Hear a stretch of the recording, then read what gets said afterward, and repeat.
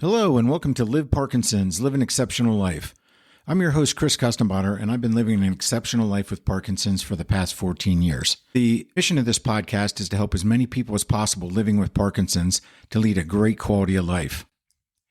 Today, we're embracing the spirit of Thanksgiving. This episode is called Thanksgiving, a time to be grateful. We'll reflect on the power of gratitude, share some personal stories, and explore how being both thankful and grateful can positively impact your Parkinson's journey or any challenge that you may face. So, grab a warm beverage or take this episode on a walk with you. But let's dive into the special traditions of Thanksgiving, some of the lessons that we've learned, connections that we make, and talk about why Thanksgiving is so special. Now, one of the reasons I find Thanksgiving special is there's really no gifts or commercialization involved with Thanksgiving. It's all about getting together with friends and family and enjoying each other's company and just sharing time, being thankful and grateful for the blessings that we have in our lives.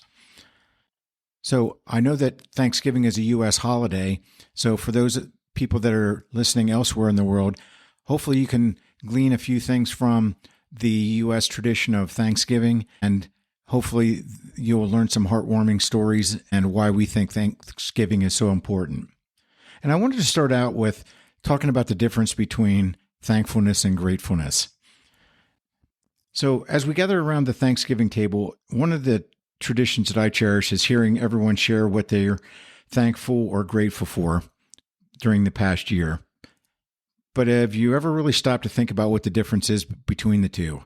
What's the difference between being thankful and being grateful? Well, thankfulness is often about appreciating what we have or what's been done for us in the moment. Someone might make you a birthday cake, and so you're thankful that they remembered your birthday. Or you've done a talk for someone, or you've helped someone complete a project, and they thank you by giving you a thank you card. So that's something that's done in the moment, and you're thankful for that particular person or that particular gift that they've given you. Or gratefulness, on the other hand, runs deeper. It's about recognizing the value of our experiences and relationships over time, even in the face of adversity. So it's more time-based, whereas Thanksgiving or being thankful is based on the particular moment.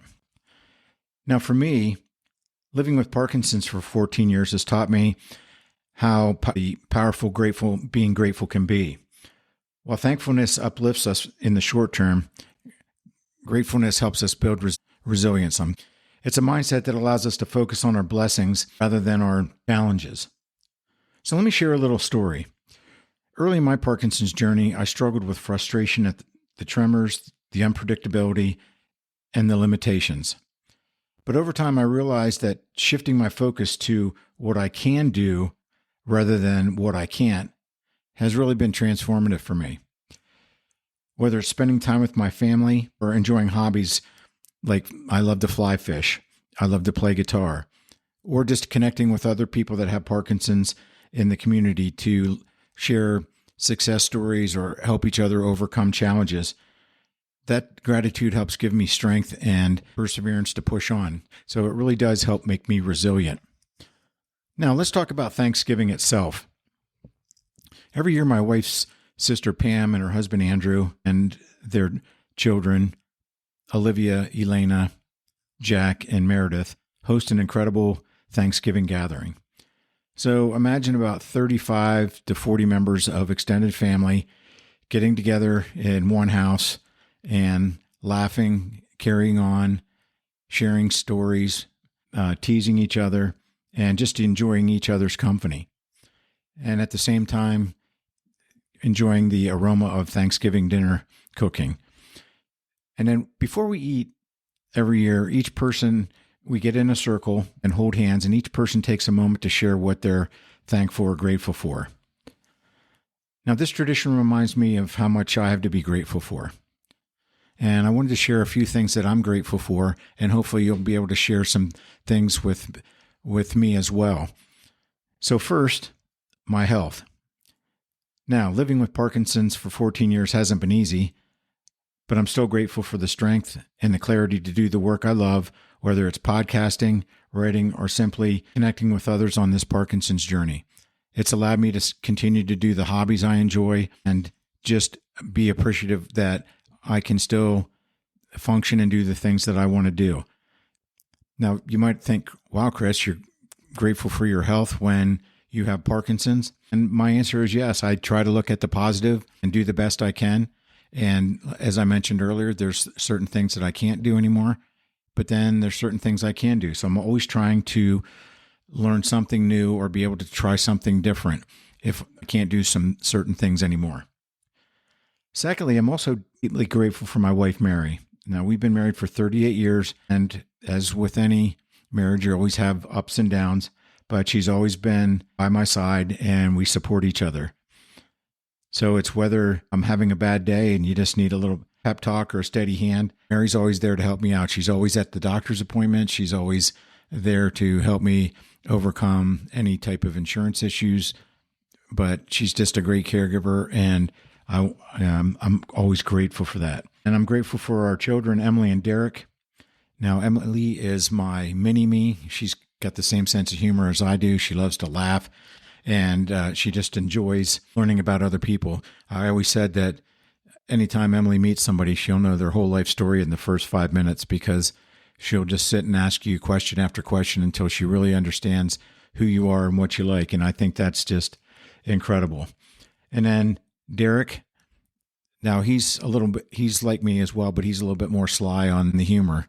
But he's a chef and a baker. He makes great sourdough bread. And his wife, Molly, and our granddaughter, Bonnie. I'm grateful for the entire family. So that's one of the things I'm grateful for this year as well. I'm also grateful for my parents because they helped instill values that I still live by today, and that's perseverance and kindness. They taught me to, whether you have a challenge, you can always overcome the challenge, and to treat other people as I want to be treated, and, to help out whenever you can. And then my brother Brian and sister-in-law Angie, they've opened their home to me whenever I'm in town, visiting my parents and visiting them, and they also help me navigate even on some of the tough days. And then the circle of gratitude extends also to my friends and my community. Helping others navigate their own Parkinson's journey has been one of my most rewarding parts of my life. Watching someone thrive after a Parkinson's diagnosis is really a great experience. It's priceless. It's heartwarming. And it's great to see that people can still do the things that they want to do after a Parkinson's diagnosis. I'm also grateful for friends who uplift us up. And I want to talk a little bit about friendship. They say friends are the family you choose, and I couldn't agree more.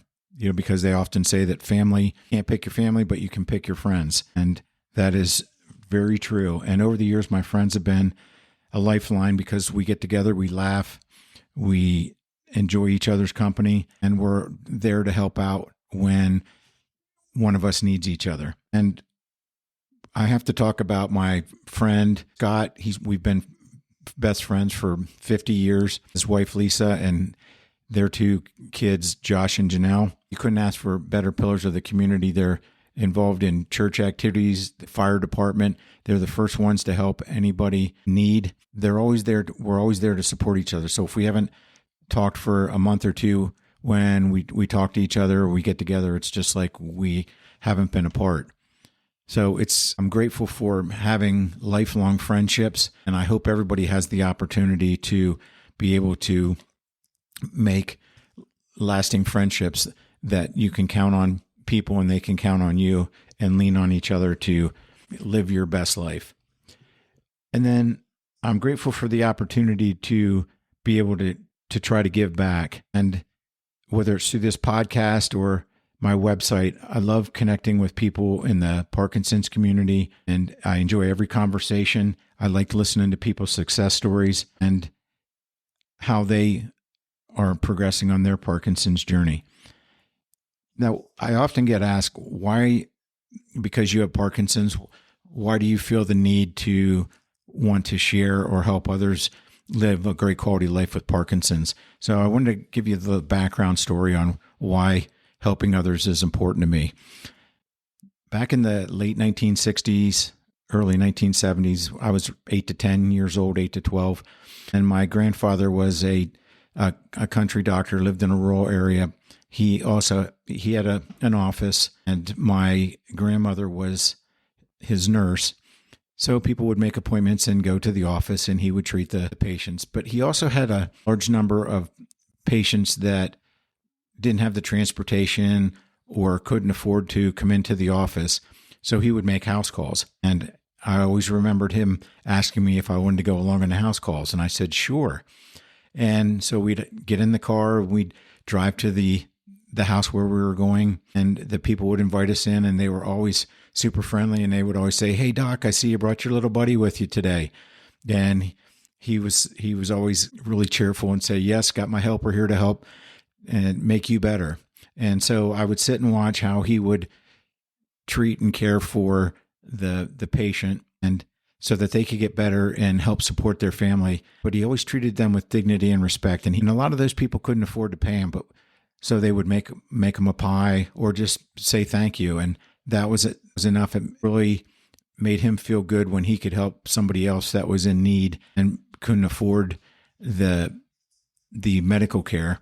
And so from that, watching those during those house calls, it was a great experience for me to learn that you can help others without expecting anything in return. But it's also just a great experience to watch people's face light up when someone else is helping them, but it's also watching them succeed. So let's turn our attention now to how gratitude can transform your Parkinson's journey. So how does gratitude impact life with Parkinson's, or any challenge for that matter? Science tells us that gratitude can reduce stress, improve mental health, and even lead to better physical well-being. For me, it's a lifeline. When I focus on what I'm grateful for, like the support of my family, my extended family, it shifts my mindset. So gratitude isn't about ignoring the hard parts. It's about choosing to see the beauty in life despite them. So when I'm tying flies or fly fishing, I focus on the beauty of the flies that I tie, or when I'm out in the mountains and along the stream, what do I see? I see lots of different wildlife, and it's a great time for me to appreciate all the beauty that I see. And that gratitude helps keep me grounded and pushing on in a forward direction. So as we wrap up, I'd like to invite you to join me in a simple gratitude challenge. Each day this week, write down 3 things you're grateful for. They don't have to be big. Maybe it's the smile of a loved one. Maybe it's a new sweater you got, or maybe it's just a moment of calm. Maybe this is the first time in your life that you've had the opportunity to sit down and enjoy a moment of peace. Then take it one step further. Share your gratitude with someone. Tell them how much they mean to you. Remember, gratitude is contagious, and it has the power to bring people closer together. So thank you for joining me today. And as we enter the holiday season, let's hold on to that spirit of gratitude. Not just on Thanksgiving, but every day.